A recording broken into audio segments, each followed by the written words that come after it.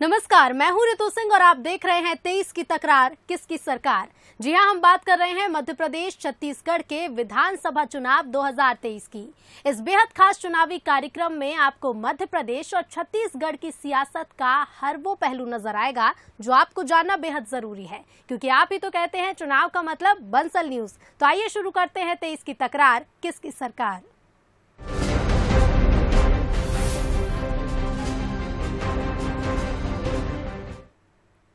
और सबसे पहले बात करेंगे इलेक्शन टुडे की, जिसमें आज की खबर है आ रही प्रियंका। जी हां, कांग्रेस महाकौशल से मध्य प्रदेश विधानसभा चुनाव का शंखनाद करने जा रही है।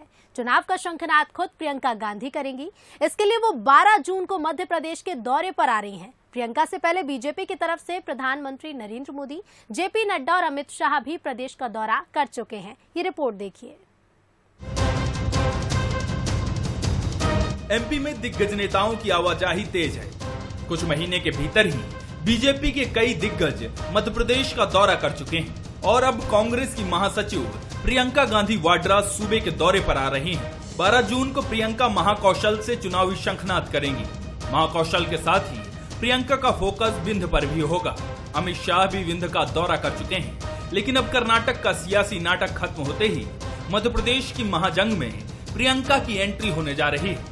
प्रियंका के अलावा राहुल गांधी और खड़गे भी मध्य प्रदेश का दौरा कर सकते हैं। चुनाव का वक्त आ रहा है और सभी लोग आएंगे, सभी नेता आएंगे और इसमें कोई दो राय नहीं। राहुल जी भी आएंगे, खड़गे जी भी आएंगे और तमाम नेता जो हमारे पार्टी के वरिष्ठ नेता हैं सब लोग आएंगे और सब मिलके ही जैसे इस समय कर्नाटक में चुनाव हो रहा है, इसी तरीके से मध्य प्रदेश में भी होगा और मध्य प्रदेश में कांग्रेस की सरकार बनेगी। नरेंद्र मोदी, अमित शाह और जेपी नड्डा के दौरे के बाद लगातार सवाल उठ रहे थे कि कांग्रेस के बड़े नेता कब मध्य प्रदेश आएंगे, लेकिन अब प्रियंका के प्रस्तावित दौरे से ऐसा लग रहा है कि कांग्रेस का केंद्रीय नेतृत्व भी मध्य प्रदेश को लेकर एक्टिव हो गया है।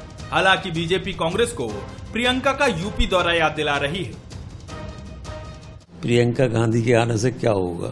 प्रियंका गांधी तो उत्तर प्रदेश में भी गई थी और उत्तर प्रदेश में तो सफाई हो गया कांग्रेस का। तो प्रियंका गांधी के आने नहीं आने, या राहुल गांधी हो चाहे प्रियंका गांधी हो, इससे मध्य प्रदेश में कोई फर्क नहीं पड़ने वाला है। कांग्रेस को मध्य प्रदेश के साथ ही छत्तीसगढ़ और राजस्थान से भी काफी उम्मीदें हैं, क्योंकि 2018 के चुनाव में मध्य प्रदेश की 230 सीटों पर बीजेपी को 109 जबकि कांग्रेस को 114 सीटें मिली थी। लेकिन 2020 में उपचुनाव हुए तो बीजेपी की सीटें बढ़कर 127 हो गईं और कांग्रेस की सीटें घटकर 96 रह गईं। लेकिन 2019 के लोकसभा चुनाव में 29 सीटों में से महज एक सीट ही कांग्रेस जीत पाई थी। वहीं छत्तीसगढ़ की बात करें तो 90 विधानसभा सीटों में 71 कांग्रेस के पास हैं, तो 14 सीटें बीजेपी के कब्जे में हैं। लेकिन लोकसभा की 11 सीटों में से 9 पर बीजेपी का कब्जा है और 2 पर कांग्रेस का। राजस्थान में कुल 200 विधानसभा सीट हैं। इनमें से 99 कांग्रेस ने जीती थी तो बीजेपी को 73 सीटें मिली थी। वहीं 2019 में 25 लोकसभा सीटों पर बीजेपी ने क्लीन स्वीप किया था। लिहाजा विधानसभा और लोकसभा दोनों नजरिए से ये तीनों राज्य कांग्रेस के लिए बेहद अहम है। Bureau report, Bansal news.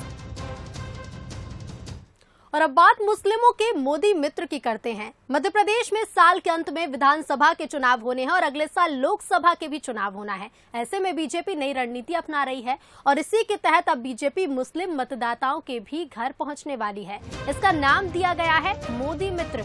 इसके तहत अल्पसंख्यक मोर्चे के पदाधिकारी और कार्यकर्ता मुस्लिमों के घर पहुंचेंगे और मुस्लिमों के लिए चलाई जा रही केंद्र और राज्य सरकार की योजनाओं का प्रचार प्रसार करेंगे। साथ ही ये भी जानने की कोशिश करेंगे कि योजनाओं का फायदा उन्हें मिल रहा है या नहीं।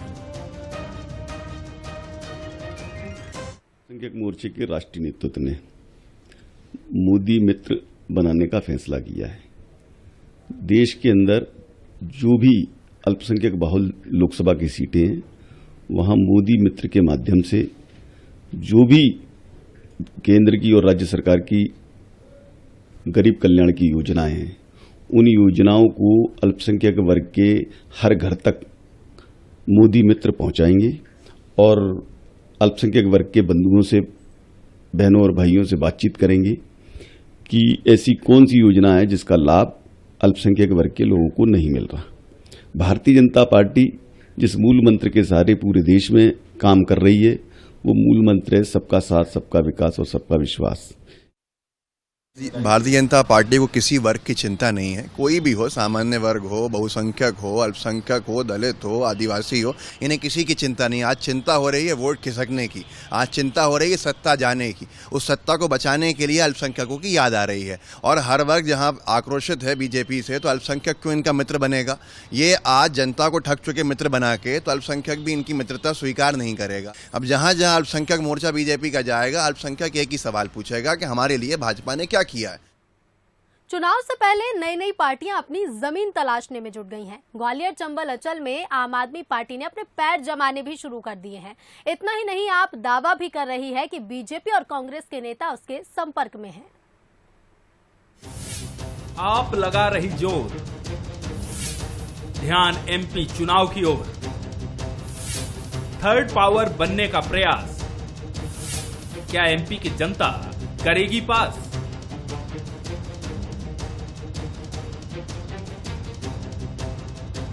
ग्वालियर में लक्ष्मीबाई की समाधि पर नमन कर आपने 2023 के चुनाव का शंखनाद किया। दिल्ली पंजाब में सरकार बनाने के बाद अब आम आदमी पार्टी की नजर मध्य प्रदेश पर है, लिहाजा आपने ग्वालियर चंबल में अपनी पकड़ को मजबूत करने की तैयारी कर ली है। पार्टी ने अपना चुनावी कार्यालय भी ग्वालियर में खोल लिया है। वहीं आपकी प्रदेश अध्यक्ष रानी अग्रवाल ने दावा किया है कि बीजेपी और कांग्रेस के कई नेता उनके संपर्क में हैं, लेकिन टिकट सर्वे के आधार पर ही दिए जाएंगे। उन्होंने दिल्ली के मुख्यमंत्री अरविंद केजरीवाल के काम को जनता के बीच ले जाने की बात कही है। हमारी संगठन पे पूरी तैयारी चल रही है और लगभग संगठन नीचे तक बन चुका है। पूरा बूथ, ब्लॉक, गांव, सर्किल तक बन चुका है और जल्द ही हमारे कार्यकर्ता पदाधिकारी जनता तक पहुंचेंगे। और जो आम आदमी पार्टी में सभी का स्वागत है। मेक इंडिया नंबर 1 हमारी नेता केजरीवाल जी का सपना है और देश में और पूरे मध्य प्रदेश में आम आदमी पार्टी के दरवाजे खुले हैं। आम आदमी पार्टी के जो नीति को जाने और ईमानदारी की राह पे चल रहे हैं और सच की राह पे चल रहे हैं, उनका सभी का स्वागत है। ग्वालियर चंबल अंचल को सत्ता की चाबी कहा जाता है। ये वही इलाका है जिसने 2018 में कांग्रेस की सत्ता में वापसी करवा दी थी। इसलिए इस इलाके पर बीजेपी और कांग्रेस ही नहीं बल्कि अब आपकी भी नजर बनी हुई है। हालांकि कांग्रेस कह रही है कि आम आदमी पार्टी का मध्य प्रदेश में कोई वजूद नहीं है। कांग्रेस पार्टी का कोई भी नेता आम आदमी पार्टी के संपर्क में नहीं है। आप पार्टी का इधर अंचल में और मध्य प्रदेश में कोई ऐसा प्रभाव नहीं है और आप पार्टी ने कोई ऐसा विशेष काम दिल्ली में नहीं किया। दिल्ली में जो भी विकास के कार्य करे कांग्रेस शासन में हुए, शीला दीक्षित के शासन में हुए। हमारी पार्टी से कुछ नहीं। हमारी पार्टी में तो आने के लिए लोग इस समय कतार लगी हुई है। इस समय कांग्रेस का माहौल है और कांग्रेस में आने के लिए लंबी कतारें हैं। 2023 के विधानसभा चुनाव के लिहाज से ग्वालियर चंबल अंचल बेहद खास है। ये बात अब आम आदमी पार्टी भी समझ चुकी है। दरअसल इस इलाके में कुल 34 विधानसभा सीट है। 2018 के विधानसभा चुनाव में बीजेपी को महज 7 सीटें मिली थी। कांग्रेस ने 26 सीटें जीतकर इतिहास बनाया था। एक सीट बीएसपी के खाते में गई थी। हालांकि 2020 में उपचुनाव हुए तो बीजेपी ने 16 में से 9 सीटें जीत ली, जिसके बाद बीजेपी की सीटों का आंकड़ा यहां 7 से बढ़कर 16 हो गया। तो कांग्रेस 26 से घटकर 17 सीटों पर आ गई। हालांकि आम आदमी पार्टी अब इस इलाके में कितना असर छोड़ पाएगी और उसकी झोली में कितनी सीटें आएंगी, ये चुनाव के नतीजों से साफ होगा। उमेश परासर, बंसल न्यूज, मुरैना। और अब बात छत्तीसगढ़ की सियासत की। छत्तीसगढ़ में कांग्रेस 2023 के विधानसभा चुनाव की रणनीति तैयार करने में जुटी है और इसी कड़ी में प्रदेश प्रभारी कुमारी शैलजा ने कैबिनेट मंत्रियों से 1-to-1 चर्चा की। साथ ही चुनाव में कांग्रेस कैसे आगे बढ़ेगी इसे लेकर भी रणनीति बनी। हालांकि कांग्रेस की बैठक पर बीजेपी सीधे हमला बोल रही है। शैलजा ले रही फीडबैक, परफॉर्मेंस रिपोर्ट कर रही चेक, मंत्रियों से 1-to-1 चर्चा, चुनाव से पहले संभाला मोर्चा। प्रदेश प्रभारी कुमारी शैलजा ने मोर्चा संभाल लिया है। विधानसभा चुनाव की रणनीति पर चर्चा के लिए छत्तीसगढ़ पहुंची शैलजा ने कैबिनेट मंत्रियों से 1-to-1 चर्चा की। इस दौरान मंत्रियों की परफॉर्मेंस रिपोर्ट पर भी बात की गई। साथ ही कुमारी शैलजा ने मंत्रियों से फीडबैक भी लिया। जाहिर है कि विधानसभा चुनाव को कांग्रेस काफी गंभीरता से ले रही है। खुद शैलजा ये मान रही हैं कि चुनाव नजदीक है तो हर चीज का आकलन करना है। समय बढ़ता जा रहा है, चुनाव नज़दीक आता जा रहा है, तो हर चीज़ का हमने आकलन करना है। पार्टी हर एक चीज़ को देखेगी, तो मंत्री लोग अपनी बात रखें, अपनी बात बताएं। हमारे प्रदेश के विकास के लिए सरकार ने क्या काम किए हैं उन सबकी जानकारी हम लोगों ने बताया है और आने वाले समय में हम लोगों को किस तरह से काम करना है उन्होंने निर्देश भी दिया है और निश्चित रूप से ये एक रूटीन चर्चा होती है। चुनाव के लिए कुछ महीने ही बचे हैं, ऐसे में बैठकों और 1-to-1 चर्चा का दौर अभी और तेज होगा। इधर कांग्रेस की हर गतिविधि पर बीजेपी की भी नजरें बनी हुई हैं। कुमारी शैलजा की मंत्रियों से चर्चा पर बीजेपी तंज कस रही है। छत्तीसगढ़ में कांग्रेस की सरकार बनने के बाद में और नए प्रभारी आने के बाद में जिस प्रकार से आज संयुक्त बैठक संगठन और कैबिनेट के लिए है, जो चर्चा का विषय है कि छत्तीसगढ़ में स्कीम नहीं बल्कि स्कैम चल रहा है और जिस प्रकार से चाहे शराब का हो, कोल का हो और अन्य जो स्कैम हुए हैं, निश्चित रूप से उस पर चर्चा किए होंगे, जानकारी लिए होंगे कि कहां कितना आया। कांग्रेस 2018 चुनाव के नतीजे 2023 में फिर दोहराना चाहती है। यही वजह है कि उसने अपनी तैयारियों को और धार देना अभी से शुरू कर दिया है। कुमारी शैलजा संगठन और सत्ता दोनों से फीडबैक लेकर आगे की रणनीति बना रही हैं। हालांकि बीजेपी भी अपनी प्लानिंग में जुटी हुई है। अब देखना होगा किसकी रणनीति किस पर भारी पड़ती है। Bureau report, Bansal news. अब बात करेंगे हमारे खास सेगमेंट बूथ बाजा की। बूथ बाजा में हम सीधे बूथ स्तर पर जाकर सियासी समीकरण समझने की कोशिश करते हैं। तो चलिए आज चलते हैं अशोकनगर की मुंगावली विधानसभा सीट। ये सीट बेहद खास है क्योंकि कांग्रेस की सरकार बनाने और गिराने में सीट की अपनी भूमिका रही है। नमस्कार, बंसल न्यूज के खास कार्यक्रम 23 की तकरार किसकी बनेगी सरकार के बूथ बाजा कार्यक्रम को लेकर आज हम पहुंच चुके हैं मुंगावली विधानसभा क्षेत्र में। मुंगावली विधानसभा क्षेत्र की यदि बात की जाए तो 2018 तक आम कही जाने वाली मुंगावली विधानसभा तत्कालीन विधायक महेंद्र सिंह कालूखेड़ा के निधन के बाद खास हो गई और 2018 में हुए उपचुनाव में सरकार बदलने का जो चुनाव था उसमें उपचुनाव में कांग्रेस ने बाजी मारी और उसके बाद कांग्रेस की सरकार बनी। तो बृजेंद्र सिंह 3 बार के विधायक हैं और वहीं यदि बात की जाए कांग्रेस की तो कांग्रेस ने भी चुनाव से पहले एक बड़ा उलटफेर किया। मुंगावली विधानसभा अशोकनगर की वो हाई प्रोफाइल सीट जिसका अपना राजनीतिक और धार्मिक महत्व है। यहाँ है देवी का प्रसिद्ध करीला धाम, जहाँ लाखों श्रद्धालु मैया की आराधना करने पहुँचते हैं। रंग पंचमी के मौके पर यहाँ प्रसिद्ध मेला प्रदेश में अलग पहचान रखता है। देश के जाने माने पत्रकार और स्वतंत्रता सेनानी गणेश शंकर विद्यार्थी यहीं से प्रारंभिक शिक्षा लेकर देश सेवा के लिए आगे बढ़े। बात राजनीति की करें तो बीते 5 सालों में ये सीट प्रदेश भर में अपने समीकरणों और दल बदल की सियासत को लेकर उभरी है। मुंगावली सीट ने बीते 5 सालों में 1 विधानसभा और 2 उपचुनाव देखे हैं। तीनों चुनाव में यहाँ की जनता ने 2 बार कांग्रेस तो 1 बार बीजेपी को मौका दिया, लेकिन तीनों बार बृजेंद्र सिंह यादव ही विजेता हुए। बृजेंद्र सिंह यादव फिलहाल मध्य प्रदेश कैबिनेट में राज्य मंत्री हैं और फिर विकास के दम पर जीत का दावा कर रहे हैं। हम कहें कि चुनाव के बिल्कुल मूड में है और ये निश्चित है कि चुनाव तो होना ही है, पर चुनाव की हमारी जो पार्टी की तरफ से तैयारी होना चाहिए वो सारी हमारी पार्टी तैयारी कर रही है। पार्टी ने ये विश्वास जता के और अशोकनगर जिले में पहली बार अगर मंत्री पद दिया तो वो सौभाग्य मुझको प्राप्त हुआ।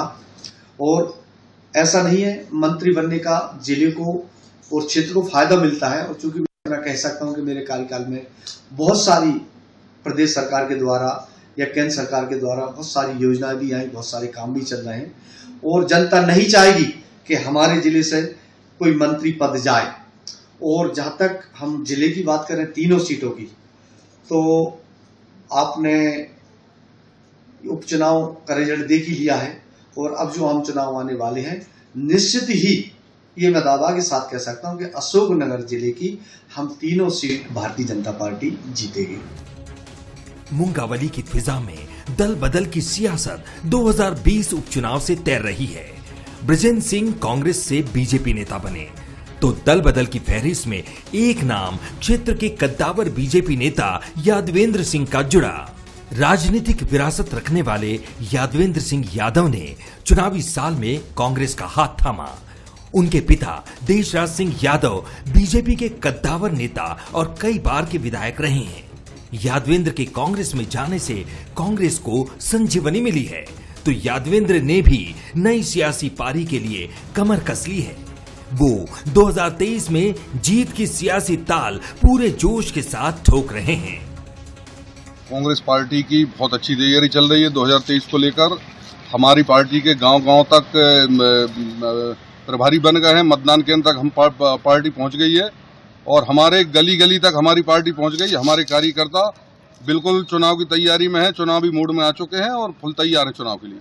कई सारे ऐसे बहुत सारे विषय हैं। किसान पीड़ित है, मंडियों में आए दिन हड़तालें हो रही हैं, व्यापारी जो है वो पीड़ित हैं, वो परेशान है, मजदूर परेशान है। ऐसा कोई वर्ग नहीं है, युवा परेशान है, छात्र परेशान है। ऐसा कोई वर्ग नहीं है जो पीड़ित ना हो सरकार से और परेशान ना हो। करीब 2 लाख वोटर्स वाली इस सीट की जनता बीजेपी और कांग्रेस दोनों ही दलों को कई मौके देते आई है। इसके बावजूद ये क्षेत्र विकास की इबारत लिखने में कामयाब नहीं हो पाया। हालांकि कुछ बीजेपी के विकास कार्यों से खुश हैं तो कुछ नाखुश दिखाई देते हैं। वर्तमान सरकार से बहुत प्रेम करते हैं, उस पार्टी से प्रेम करते हैं, लेकिन बहुत सालों से, बहुत सदियों से, मतलब बहुत दशकों से हम ये सोचते थे कि मुंगावली नगर पालिका में भाजपा की सरकार आएगी, लेकिन भाजपा की सरकार के आने के बाद हमें निराशा ही हाथ लग रही है, क्योंकि यहाँ रोडों की दशा बहुत दयनीय है। बीते 5 सालों में 3 चुनाव देख चुकी क्षेत्र की जनता राजनीति की रग रग को समझ चुकी है तो पार्टियों की भी तैयारी युद्ध स्तर पर है जो मुंगावली में जरूर खलबली मचाएगी। ग्रामीण क्षेत्र की विधानसभा कही जाने वाली मुंगावली विधानसभा का आपने हाल डाला है। मतदाताओं की अपनी समस्या है, अपनी मांग है। भाई यदि राजनीतिक पार्टी कांग्रेस और भाजपा की बात की जाए तो दोनों ही पार्टियों के अपने अपने दावे हैं, अपने अपने चुनाव जीतने की तैयारियों की कहानियां हैं और अपने अपने दावे किए जा रहे हैं। अब देखना होगा कि मुंगावली विधानसभा का ऊंट किस करवट बैठता है। बंसल न्यूज के लिए स्वदेश शर्मा, मुंगावली। और अब वक्त है हमारे बेहद खास सेगमेंट बोले तो नेताजी का। बोले तो नेताजी में मुलाकात करिए बिलासपुर की मस्तूरी विधानसभा से विधायक डॉक्टर कृष्णमूर्ति बांधी से।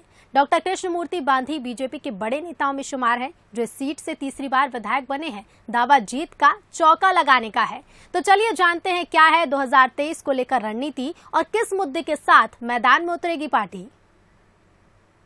नमस्कार, मैं हूं उमेश मौर्य। बंसल न्यूज की खास पेशकश बोलो तो नेताजी में आपका स्वागत है। आज हम बात करेंगे मस्तूरी विधानसभा सीट से विधायक कृष्णमूर्ति बांधी जी से। सबसे पहले तो बांधी जी ये बताइए कि क्या वजह थी कि आपने 2013 का जो चुनाव है वो हारा? देखिए, मस्तूरी क्षेत्र बहुत बड़ा विधानसभा क्षेत्र है और ये बिलासपुर संभाग का बहुत बड़ा विधानसभा क्षेत्र है, लेकिन 2013 में जिस तरीके से कुछ राजनीतिक दलों ने मेरे लिए दुष्प्रचार किया, षड्यंत्र किया और मेरे चरित्र को हनन करने का प्रयास किया और उसके राजनीतिक लाभ लेने के लिए बहुत सारे राजनीतिक दलों ने मेरा दुष्प्रचार किया, समाज में भ्रम पैदा किया। परिणाम यह है कि मैं उस चुनाव में इन भ्रामक वातावरण में मैं चुनाव हारा। लेकिन जब मैं 2018 में चुनाव जीता तो वही जनता ने मुझ पर विश्वास करके किया कि जो बांधी जी के साथ गलत किया था कम से कम हम उसे जिता कर उसका सम्मान करें। 2023 का चुनाव महज 6 महीने बाकी है, 4.5 साल का वक्त बीत चुका है। कृष्णमूर्ति बांधी अपने आप को इन 4.5 सालों में कितना आंकते हैं कि उन्होंने अपने जनता की उम्मीदों पर आप खरे उतरे? मैं बहुत बड़ा विधानसभा है, 135 किलोमीटर का इसकी भौगोलिक स्थिति है। मैं कभी भी अपने घर में बैठ करके नहीं रहता और क्षेत्र में दौरा करते रहता हूं। बड़े परिश्रम से इस क्षेत्र की प्रशासनिक व्यवस्था बनाने में काम करता हूं। आज मुझे गर्व है कि मैंने अपने 4.5 साल के कार्यकाल में लगभग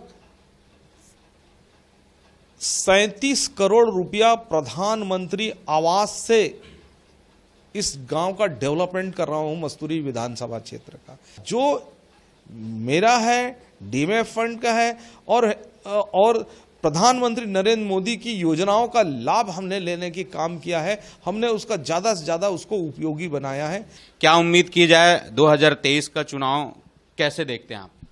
देखिए, मेरे मस्तूरी क्षेत्र का मान सम्मान प्रतिष्ठा की बात है। मेरा क्षेत्र मस्तूरी क्षेत्र सबसे बेहतर क्षेत्र हो और मैं इसीलिए अपने जितने अनुभव है, अपनी योग्यता है, अपने परिश्रम है, उसको मस्तूरी क्षेत्र में लगा दिया हूं और मैं बड़े निष्ठा विश्वास के साथ काम करता हूं। और ये मेरा जो किया गया काम का जनता को मूल्यांकन करना है। अब मैंने जो 5 साल काम किए हैं, अब उनका मूल्यांकन करने का समय आ गया है। जो मूल्यांकन का जनता को अधिकार है, उनके हाथों पर निर्णय है, वो फिर से इन बातों को देख करके वो अपना निर्णय लेने का उनका अधिकार है। मस्तूरी विधानसभा को लेकर क्या आपका सोच है? क्या आप दोबारा यहां से चुनाव जीतकर आएंगे? मैं मस्तूरी के सम्मान गौरव के लिए प्रयास कर रहा हूं, मेहनत कर रहा हूं, बहुत जी जान से, अपनी पूरी बुद्धि क्षमता से कर रहा हूं और बाकी निर्णय जनता के हाथों में है। वो पुनः मैं अपना कर्तव्य कर रहा हूं, जनता अपना निर्णय को सुनाएगी। बिल्कुल, ये थे हमारे साथ कृष्णमूर्ति बांदी जो यहां से लगातार जीतते आए हैं मस्तूरी विधानसभा में। कैमरामैन प्रकाश राव के साथ उमेश मौर्य, बंसल न्यूज, मस्तूरी। और अब वक्त है चुनावी जायका लेने का। विंध्य का जायका अपने आप में अलग है और विंध्य के चुरहट का तो क्या ही कहना। तो चलिए जानते हैं चुरहट का चुनावी जायका।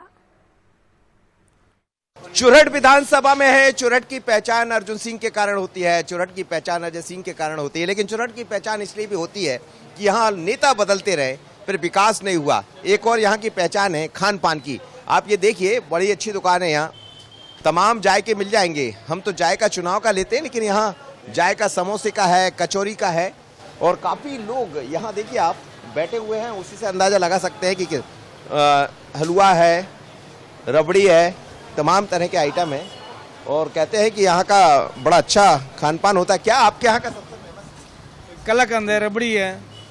कब से चल रही है आपकी दुकान? 1964 से। 1964 से? तो 64 से सबसे फेमस क्या रहा है? मैं 1990 से मैं बैठ रहा हूँ। मेरे पिताजी यहाँ के सरपंच थे, भूतपूर्व सरपंच थे, उन्होंने स्टार्ट किया। फिर कितना बदल गया ये आपका चुरहट? विकास हुआ है? विकास हुआ है लेकिन बीच में जब डालडा फैक्ट्री चालू थी उस समय हम लोगों को काफ़ी प्रॉफिट था। डालडा फैक्ट्री बंद होने से व्यापारियों को काफ़ी नुकसान हुआ। अभी इस समय में जो कुछ हम लोग पा रहे हैं तो किसानों से, कस्बा है, गांव के लोग आते हैं। इस बार क्या होगा चुनाव में 2023? विधानसभा तो बेस्ट रहेगा, भैया जीत रहे हैं और उन्होंने इस बार खुद अपने विश्वास से वो मेहनत कर रहे हैं। किसी की बातों पे नहीं जा रहे हैं, न किसी के भरोसे रहे हैं। वो सिर्फ मेहनत से है, सेल्फ डिपेंड है। ये लोग देखिए, आप क्या खा रहे हैं? मैं समोसा खा रहा हूँ। यहाँ का समोसा अच्छा बनता है? एकदम जबरदस्त। मैं बनारस का रहने वाला हूँ, लेकिन यहाँ का समोसा मुझे वहाँ के जैसा टेस्ट आ रहा है, अच्छा लग रहा है सब। बताइए कि चुनाव का जायका क्या कहता है? ये समोसे का जायका तो अच्छा है। आम इस बार 2023 की आम आदमी पार्टी। ऐसा क्यों आम आदमी पार्टी की चर्चा चल? होगा, उनका भरोसा मानते हैं लोग, व्यवहार अच्छा है उनका। चुनाव में कुछ नहीं कहा जा सकता क्या होगा। त्रिकोणीय श्रृंखला है यहाँ इस बार। अच्छा, कितना विकास हुआ है, काम हुआ है चुरहट? काम तो आप खुद ही देख रहे हैं, आप आए होंगे तो देख रहे हैं खुद ही। जो जैसा था कुछ भी नहीं हुआ 5 साल में, वो जो जैसा था वैसे ही है। सब कुछ लीपा पोती थोड़ा हो गया तो उसकी बात नहीं, विकास कुछ नहीं, जो जैसा था सेम है। तो हम चुरहट का जायका लेने पहुंचे थे, लोगों से बात हुई है, तमाम तरह का जायका मिला। लोग बात कांग्रेस की करते हैं, भारतीय जनता पार्टी की करते हैं, लेकिन इस बार के चुनाव में चुरहट में जायका आप पार्टी का भी आ जाता, पर यहाँ का जायका बहुत अलग है। और मैं जहाँ खड़ा हूँ, यहाँ की रबड़ी बहुत बढ़िया है। मजा आ गया। अब रबड़ी में तो मुझे मजा आ गया, लेकिन 2023 के चुनाव में किसे मजा आने वाला, किसका जायका फिट बैठेगा, तो इंतजार कीजिए। अगली बार फिर किसी विधानसभा से लेंगे चुनावी जायका। चुरहट के जायके से इतना ही। मुझे और आशीष को दीजिए इजाजत। नमस्कार। और इसी के साथ तेज की तकरार किसकी सरकार में फिलहाल इतना ही। देखते रहिए बंसल न्यूज। नमस्कार।